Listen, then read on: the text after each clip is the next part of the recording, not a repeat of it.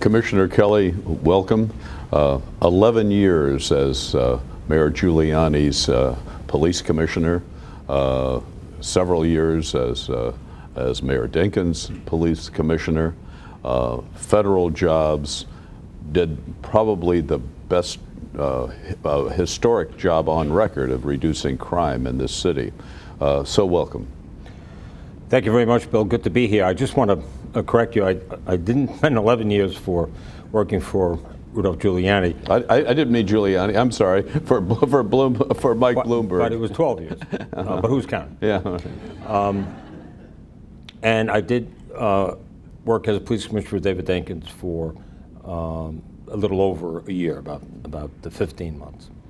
But it was a great experience working for both men. Since this has been a series about the incredible legacy of Mayor Bloomberg, let's start by talking a little about your relationship with Mayor Bloomberg, how it came to pass, how you got on, how decisions were made, because you were in the heart of the most complex decisions, arguably, in the administration. Well, I talk about it in the book. Actually, when I was working in Washington, I was both Undersecretary of the Treasury, then Customs Commissioner. Mayor Bloomberg came to Washington and had a meeting with me. It was with Kevin Sheekey. It was, I'm going to say, mid-2000. They asked if I was going to run for mayor. Yeah, obviously the mayor was thinking about, running. So that was one of my first contacts with Mayor Bloomberg. It was a very affable, friendly meeting. I left the Clinton administration January of 2001. I went to work for Bear Stearns, and obviously Mike Bloomberg had decided to run for mayor. And then had you any inclination to run yourself? Not at that time, no. So we 9/11 happened, obviously, catastrophic event, and after that event, sometime after, maybe a few weeks after the campaign was going forward, I was approached by members of Michael Bloomberg's staff and asked whether or not I would endorse it. And I thought about it, and I said yes. I thought Michael Bloomberg, given the world that we now lived in post 9/11, would be the best person for that job, given the field that was running. I think the Democratic primary may still have been ongoing. So I did endorse Mayor Bloomberg.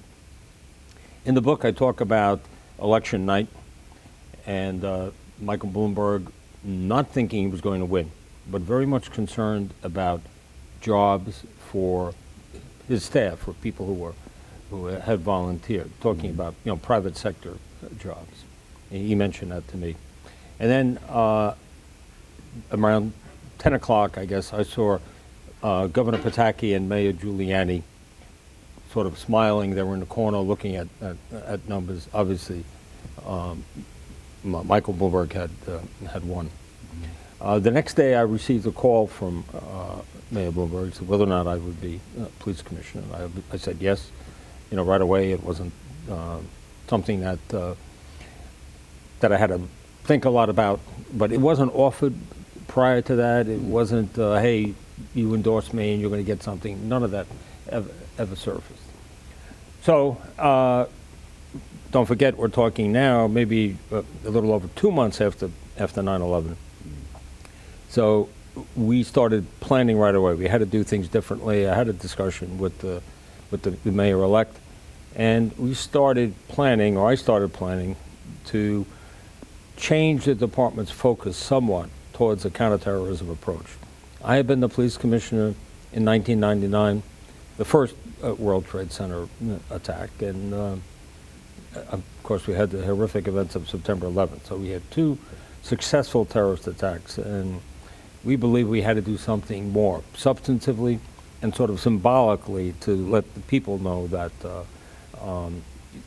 the city was addressing the terrorism issue too.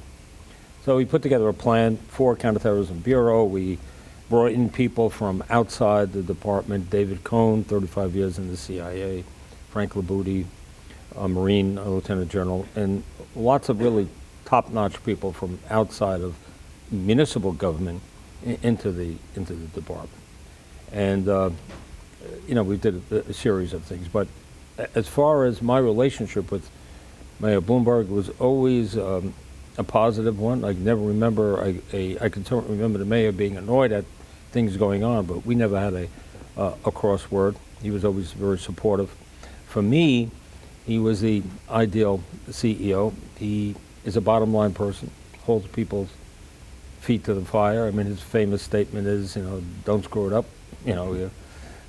Holding people accountable for what they do, but giving you the freedom to do it. In that freedom, you had an incredible record after 9/11, an incredible record in your 11 years with Mike Bloomberg. 12 years with Mike Bloomberg. Did you decide what you wanted to do and just tell him you were going to do it, or how did the decisional process work? Well, obviously, it's a big, complex city, and with lots of issues that the mayor had to deal with. I always, when people ask me about it, I say it's remarkable how the city rebounded, and credit has to accrue to Mike Bloomberg because he was the prime mover behind so much of that. But in the nitty-gritty of police work, I certainly wouldn't be calling the mayor on everything. We would speak maybe sometimes every day, sometimes more than once a day, obviously depending on the issue. We would get together every 2 weeks. Sort of a staff meeting as well would take place there. And I would run those sort of big projects or big ideas past the mayor at those meetings. Your book, Vigilance, just out. First, why did you write it? Second, why the name? Well, I think I've been blessed with a lot of opportunities and experiences in my life. I was in the police department for over 40 years. I had 2 terms as police commissioner. I was the longest serving police commissioner. I was also undersecretary of the Treasury. I was a customs commissioner. I was in Haiti for 6 months working for the State Department. I was in Vietnam as a Marine. I was the vice president of Interpol. I was even the boxing commissioner here in New York, so can't keep a job type deal. But, you did pretty well. So I thought with all those experiences, interwoven in those experiences were lessons. Some learned the hard way, and I think it was appropriate to write a book, to memorialize a lot of them. Also, given the fact that my 3 predecessors all wrote books, and I had more service in the job than all of them combined. Yes. So, I thought it was the appropriate thing to do. I'm glad I did it. It was not the easiest thing in the world to do. As far as vigilance, I think, it sort of sums up what I'd like to think we were doing in the department and what has to be done from here on out. That's the world in which we live. It's a dangerous world.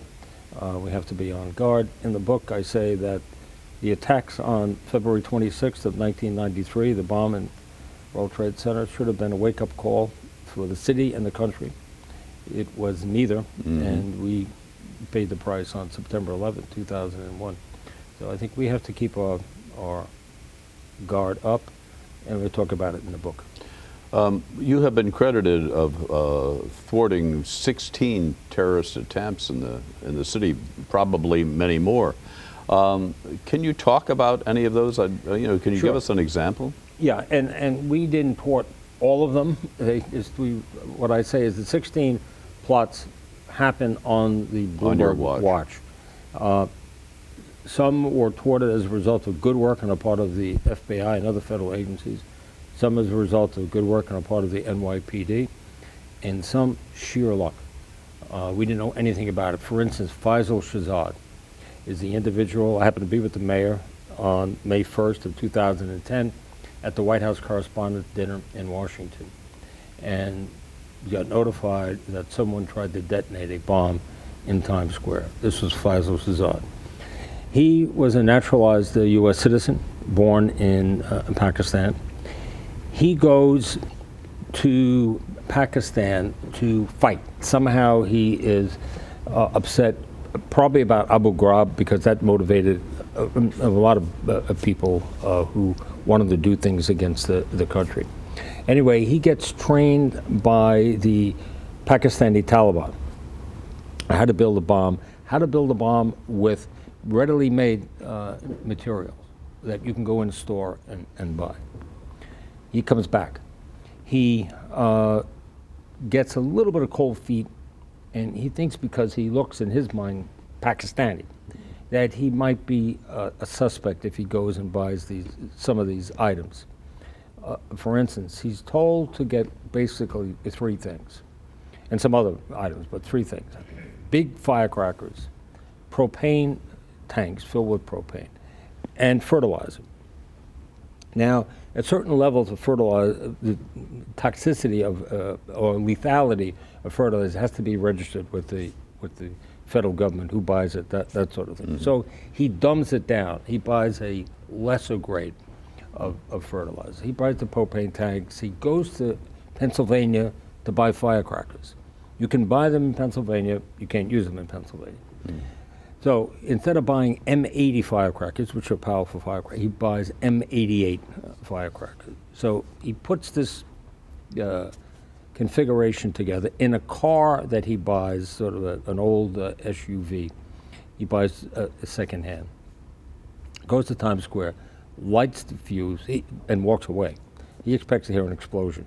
There's a vendor and a mounted police officer. They see smoke coming out. They call the fire department, and bomb squad ultimately arrives.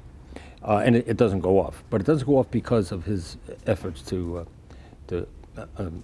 just lower the suspicion that he thought would be brought on him.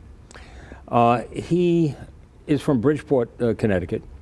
This is on a Saturday night. We're able to trace the ownership of the car, who sold him the car, find out who it is. The FBI goes to Bridgeport, surrounds his house. He's not there. Somehow he gets out. He goes to the Kennedy Airport, drives to Kennedy Airport. By the way, he has an M9 rifle with him. He was going to shoot it out if, in fact, he was stopped on the way. He goes to the counter. He buys a ticket to Abu Dhabi for cash and gets on the plane. Mm-hmm. The plane pulls away from the gate. By this time, he's on the plane. The plane comes back. He confesses all of this because he's proud of it. But this was a case where we didn't know anything about him. It wasn't on anybody's radar screen. And if, in fact, he had followed that formula, it would have been a major explosion right next to the Marriott mm-hmm. Hotel and would have killed a lot of people. You know what Times Square was like? Yes. These days. It was the same way in 2010 on a Saturday night. So it was a combination of, in those 16 plots, good work on part of the federal agencies, NYPD, and yeah, we'll take luck every time. These threats, they're all around us and they continue. You're arguably the top expert in this field. What do we do? What are the threats that we have to be most concerned about, and how do we deal with them? Well, I mean, we're doing a pretty good job. The federal government in New York City, we haven't had a successful attack since September 11th here, and depends on how you define it. We had Major Hassan and Fort Hood, Texas, but we really haven't had a terrorist event here in this country. So I think to a certain extent we have to continue to do what we're doing. But as so many people have said, it is the lone wolf, the individual who is in his basement, who's motivated by very sophisticated recruitment tapes. They're put out by ISIS, Al-Qaeda. ISIS is different than Al-Qaeda, but explain, for us, please. It's sort of a distinction without a difference. Mm-hmm. They want to come here and kill us. Mm-hmm. So we have to have a 360-degree perimeter. I think we have to be very much concerned about a cyber terror attack. We have not seen one, although there's been a lot of talk about it. But we see the facility of ISIS and other groups on the internet. They put out 90,000 tweets a day. As I say, these videos are very sophisticated, very well done. And the basis of the video is your religion is under attack. The Ummah, the universe of Muslims are under attack. You have to defend it. And you can do it in a variety of ways. But that's the essence of these films. But the cyber terrorist attack obviously is something that could be catastrophic. And we have to do everything we reasonably can to guard against it. No easy answers in that area, though. Explain how those would work and what we can do. Well, any if sort anything. of infrastructure attack, you have to know the mechanics of it, though, which is a bit of a challenge. We have basically 3 grid systems in the United States that can be attacked, can be shut down. You can affect dams. You can do all sorts of things, because now more and more of our world is shifting to cyber. Buildings are run. The systems in an office building are run through cyber or through the internet, because you can do it remotely, and it makes life much easier. But it also adds to the vulnerability of so many things. So it is the issue that I know counterterrorism experts are talking about, but there's no easy answer to how to address it. Mayor Bloomberg was obviously very sophisticated in that area, having developed one of the great companies in the field of technology. Did you and he talk much about cyber terrorism and combating that? Only at a 30,000 foot level. We were able to bring in experts to help us. Jim Analfo, I write about him in the book. I asked Lou Gerstner, who was the former head of IBM, to recommend someone to help us in that regard. He recommended Jim Analfo. He was able to bring in people from the cyber world, the technology world, to help us. What I say in the book is that we believe we were the largest user of whiteout and carbon paper in 2002, when the administration came in, when the Bloomberg administration came in. We were able to bring in, through Mayor Bloomberg's term, about 20,000 computers. We needed to get into the last part of the 20th century, let alone the 21st century. So we were playing catch-up ball, but the mayor made that possible. Is the New York City Police Department really totally up to date today in technology? I can't say. I don't know. I'm not getting briefed on it. I've got a life to live, but I just don't know. I certainly hope so. But things have I know Jessica Tisch is someone who worked for me. She's in charge of the IT operation. She's very good, very smart. And if she has a way, she certainly would keep the department up to speed. But things have changed, obviously, since you were commissioner, and crime has actually increased. Any comments about that? Well, crime has increased in my judgment. It's increased not only here, but throughout the country in major cities. The Times had a story, front page, about 3 weeks ago about murder up in 30 cities. And in my judgment, it's up because the police are hesitating. They're not engaging in the way they've engaged in the past. In some people's minds, I guess that's a good thing. I don't think it's a good thing, and I think that people who pay the most for crime going up are people in the poorer communities. You talk about hesitating. Do you want to explain that a little bit more? Well, many of the signals given by this administration to police officers is to engage less. I mean, these are human beings, they're civil servants. You're going to make out a lot of forms. You're going to have a monitor. The monitor was put in place directly by the mayor, because if you recall, there was a lawsuit that Judge Shira Shinlin found something called indirect racial profiling in the department, a term never used before in the law. Mayor Bloomberg immediately decided that he would appeal, that the administration would appeal. And by the way, the Second Circuit removed Judge Shinlin from any further involvement with the case because of pretrial partiality. So the appeal seemed to drag a little bit, but whatever. It goes into Mayor de Blasio's time. He decides not to go forward with the appeal. So the monitor here is a direct result of Mayor de Blasio's decision. So you have a monitor, you have an inspector general, you have the Mayor's Commission to Combat Police Corruption, you have the Civilian Complaint Review Board, you have 5 district attorneys in the city, all with what I'll call corruption units. You have 2 U.S. attorneys, so there's lots of oversight. And I think the signals, the signature cards, that sort of thing, identification of officers, it's a message to do less. And in my view, that's one of the reasons why we see crime going up, violent crime. How do you feel about cameras on policemen? I think it's a good idea. I think that train has left the station. And particularly, I solidified my position when I saw the terrible events in North Charleston, South Carolina, where Walter Scott is murdered by a police officer. He's running away. And then we see the officer apparently plant evidence. At least that's what it looks like. It looks like he's dropping something on the ground. You have to think that no rational person, police officer, would engage in that type of conduct if he was wearing a body camera. So I think they will show,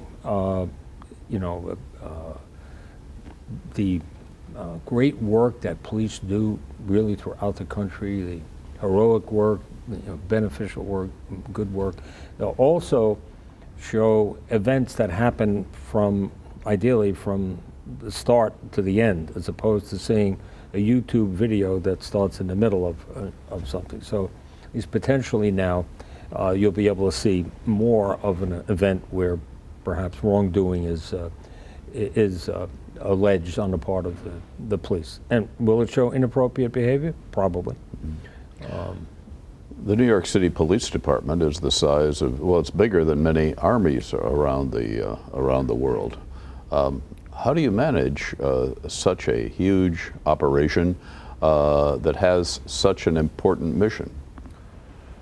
Well, you manage it through a structure, and it's 54,000 people. You're right, but you have the basics of a structure. You have people that you have confidence in key positions.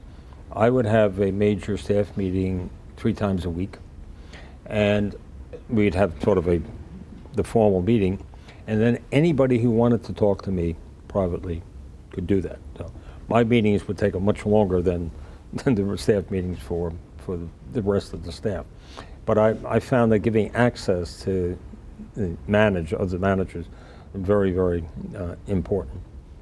I started that when I was in a customs service, and it worked well. So that face-to-face contact was very important. Did anyone have access to you, or are you talking about your managers? But you could ask to have a contact with me. Sure, I would meet with people all the time. But I'm saying on a regular basis, management had an opportunity to talk to me one-on-one 3 times a week, or if it's an emergency, anytime. And that, I like to think that's unique in business and in government. At least people told me it's unique. You were a Marine and learned a lot from that experience. How did you apply that in your role as a senior police person? Well, I learned a lot in the Marine Corps, and I think most military veterans will say they learned a lot. And you sort of apply those things every day in an unconscious way, or you don't necessarily think about it. But one of the things I've been asked about is leadership, and I say virtually everything I've learned about leadership I learned in the Marine Corps, and I have in my little black organization book, I have the 14 leadership traits, as they're called, as my divider. I look at them virtually every day. It's just helpful to me, not to everybody. But what are some of them? Those traits are, and each one has a story with it. But justice, judgment, dependability, integrity, decisiveness, tact, initiative, enthusiasm, bearing, unselfishness, courage, job knowledge, loyalty, and endurance. And each one of them, as I say, has a, you could write and talk about each of them, but it is something that I think the Marine Corps did very well, and it stayed with me. Let's go back to your work with Mayor Bloomberg. One of the more controversial things that happened during that period was stop and frisk. Would you like to comment on that? Well, I don't like the term as pejorative. It should have been called something else, but we were sort of stuck with it. Maybe field interrogation, something along those lines. But this whole concept comes from the common law. That's what constables are supposed to do, to intervene when there's suspicious activity. It's a practice that has been validated by the Supreme Court, Terry versus Ohio, in 1968. It's codified. It's on the books in every state in the Union, authorizing police officers to intervene when they see what they reasonably believe to be activity that indicates a crime may be committed, that a crime is being committed, or a crime has been committed. The litigation that started in New York actually goes back to 1999. There were cases, both cases going from 1999 forward to 2013 will be for Judge Shinlin. And in the case itself, it was, well, we could talk about a lot of numbers and things. I just don't think, the evidence in the trial itself certainly didn't rise to the level of finding an entire department, which, by the way, is by far the most diverse police department in America. We had, because of a very aggressive recruiting program under the Bloomberg administration, there are police officers now in the NYPD born in 106 countries. No other department in the world. 106 countries. 106 countries. Now, the 4 police officers, including unfortunate officer who was killed last night, Randolph Holder. He was from Guyana. Police officer Moore was killed a couple of months ago. He's white. Officer Liu, Chinese, and Officer Ramos was Hispanic. So those 4 officers, unfortunately, in a tragic way, show the diversity of the department, and it's by far the most diverse department in the world. So the judge finds the policy of indirect racial profiling being somehow disseminated throughout the department. Just let me say a couple of things. I know people's eyes glaze over when you talk about numbers. In 2011, we had 685,000 stops. Now, that sounds like a lot. When I was a police officer, nobody made out these forms unless there was a problem. We required officers to make out forms because we want to know what they were doing. That amounts to less than 1 stop a week per patrol officer. It amounts to less than 1 pat-down every 2 weeks per patrol officer.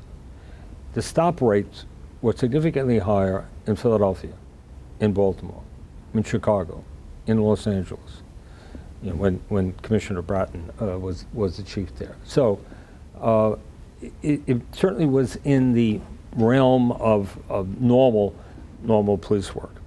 We proposed that the judge accept as evidence a recommendation or a finding by the Rand Corporation, which we brought in, to be an indicator of whether or not racial profiling is taking place. We asked Rand, what should the criteria be? They said, well, number one, it can't be census data, because that means carried to its logical conclusion that half the stops would be of women.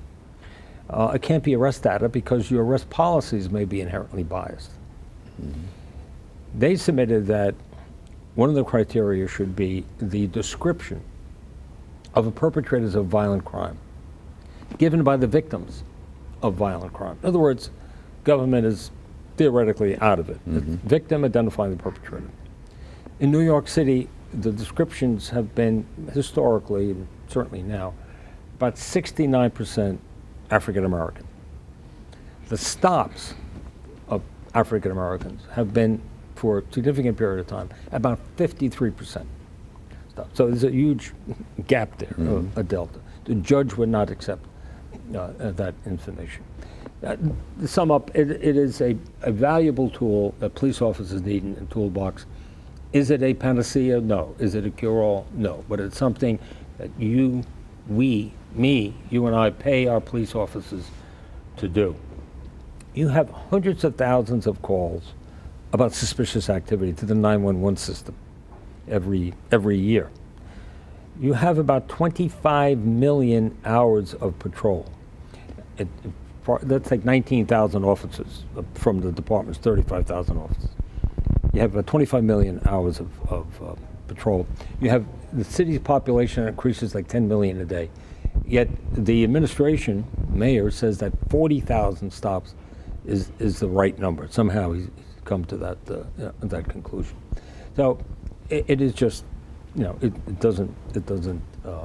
it's simply not true that you would have that sort of suspicious activity at such a low number of 40,000. I think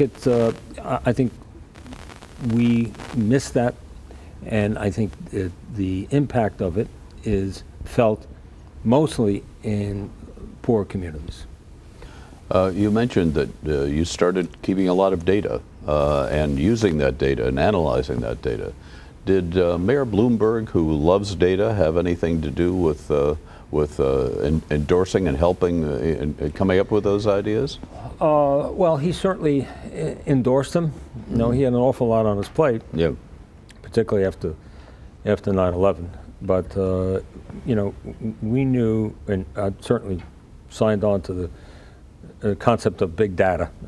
We had a lot of data. We were trying to mine it to see what it would do for us in terms of predictability, or and that I assume is still going forward. But the mayor always supportive, certainly in the area of IT. We have a big world out there, a dangerous world that you're better aware of than perhaps anybody. What should citizens be doing that we aren't today to keep it less dangerous, to make ourselves safer here in the city? Any suggestions? I know it sounds like such a trite term, but see something, say something. It's been used so much, but it is important. And the further we get away from a terrorist event, the less concerned people are, mm-hmm. the less attentive they are, and that's understandable. That's human nature. I mean, the police department has to remain vigilant. But I think we say to people, I say to people, look at your life through the prism of September 11th. How did it change? How did our world change? And is there anything that's untoward, anything that's suspicious? We want to know about it. There's no dumb call.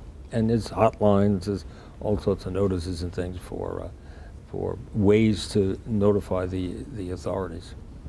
In your administration, Mayor Bloomberg's administration, you had arguably the most sophisticated counterterrorism operation going, so much so that you were deploying New York police people in other parts of the world. Can you talk about that a little? Yeah, when I was the Customs Commissioner, they had people assigned to embassies overseas, and I found it helpful, gave us information about customs issues that were surfacing in other countries. So when the Bloomberg administration started and David Cohn came in, David Cohn, as I said, the CIA, former CIA director, associate director, we sort of decided together that it'd be a good idea to put people overseas as a listening post and tripwires. Issues would come in, information would come in. It's always garbled. It's never neatly packaged, but a body of information comes in from someplace overseas that mentions New York. Well, we'd like to have information more quickly. New York is mentioned in any kind of plot. The first place we put someone was in Tel Aviv. We had a detective who had gone to Hebrew University, and I thought it was a good idea to put him over there and embed him with the local police. It's different than the federal relationship. The FBI has what they call legal attachés, as we had in customs. They work for the ambassador. This is our ambassador. This is a different relationship. This is a cop-to-cop relationship. So, because of the diversity of the department, we were uniquely suited to put people in places that fit in. For instance, in Abu Dhabi, we had a lieutenant born in Egypt. His wife, a police officer, born in Egypt. We sent them over as a couple, funded by the Police Foundation, by the way. No tax levy funds for their expenses. We had similar situations in Lyon, France, which is where Interpol is located, Amman, Jordan, Madrid, Spain, and Paris, in London, in Toronto, Montreal, Singapore, and the Dominican Republic. All there to give us any bit of information that can help us better protect New York. When the Mumbai attacks happened in 2008, we assembled 3 of our overseas liaisons, had them go there. They got there literally right after the shooting stopped.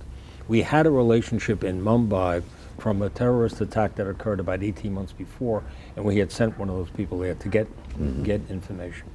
So they were able to get real granular data, and in less than 5 days, we had a 75-page report on what happened there. We had, and then that report given to the FBI. We had an auditorium, our auditorium, with 400 security directors from New York in the auditorium talking to our people in the telephone link overseas who were in Mumbai. I had a tabletop exercise with our commanders, and we had an actual exercise at Floyd Bennett Field that was on the video. And that was the speed with which we wanted to get information and react to it. And those liaisons enabled us to do that because we had real detailed information as to what happened. 2 of the outgrowths of that, by the way, is I made a decision that we didn't have enough heavy weapons trained people because we could have had a protracted situation like that lasted several days. Mumbai actually started as a hostage taking. So we trained another 250 officers in heavy weapons handling and gave them uniforms and equipment to buttress or to augment our emergency service officers. They were from the Organized Crime Control Bureau. This was not their primary duty, but they would be called to do that. Plus, we filmed the insides of hotels, the major hotels here, to use that as a training vehicle for police officers in precincts. They don't get an opportunity to go into big hotels. Where's the camera room? Where's the power room? That sort of thing, just as orientation. So that's the type of information we wanted. We wanted it quickly. The liaisons enabled us, and hopefully still enable the department to react and better protect the city. Amazing, amazing. Ray Kelly, for 12 years, Commissioner of New York City Police Department, author of this book, Vigilance. We have a few moments, if it's all right with you, to take some questions from our audience. Yes, sir. Quality of life issues in New York City seems to be discussed every once in a while. homelessness on the increase is certainly one of those. How would you balance the constitutional rights of people to be on the street versus the quality of life for other residents of the city?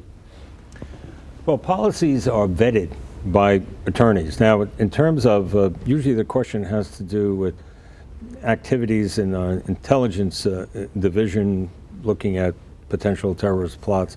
We had a cadre of first-class attorneys, former assistant U.S. attorneys, who would go over those policies and those practices and look at what we call the DD5s, which are the investigation reports. Are we doing everything that's appropriate? Does it meet constitutional muster? Those sorts of things. In terms of homelessness, granted, it's a difficult problem. It's a challenging problem. In the department, and certainly we weren't doing it alone, there's a Department of Homeless Services and others, but in the department we had a homeless outreach unit that was proactive and would offer services to people, bring them to locations if they wanted the services. If they were breaking the law, sometimes they would be arrested. But it was a unit that was fully engaged in addressing some of the quality of life issues. In terms of the constitutionality of it, I mean, there were no issues that were raised that I can recall. Another question. Yes, sir. You made tremendous progress against crime while you were police commissioner. I was an assistant district attorney in the Bronx for 4 years. There are still going to be, I think, 1,000 people shot in this city this year. Are there any strategies that you can put forth to address what is, in essence, terrorism in communities throughout the city where people are getting shot? Well, let me tell you something that worked for us, and I'm not 100% certain as to what's going on now. I'm going to call it, we called it Operation Crew Cut. Crews are these sort of loosely organized gangs, and there were about 320 in the city, if I recall. We determined that 30% of shootings and murders were coming from these crews. So we expanded the gang division. We doubled it in size. In each one of the gang divisions, because they were borough-based, we put an attorney to liaise with the district attorney's office. We put a social media component in, because what was happening is that they were disrespecting each other, dissing each other on Facebook, on Instagram, on Twitter. You'd have somebody standing in front of someone's house, they take a picture of it with gang signs in front of it, and then that person was given the message they were going to be killed, or in fact they were killed. That was very helpful. Now, there were only certain precincts that had this problem, so we put, or actually switched, into a uniform component in those precincts to basically break up and to go to locations where there was this activity and be a presence. The bottom line is that there were, I think, 25 major investigations, 450 indictments. This happens in 2012 and 2013.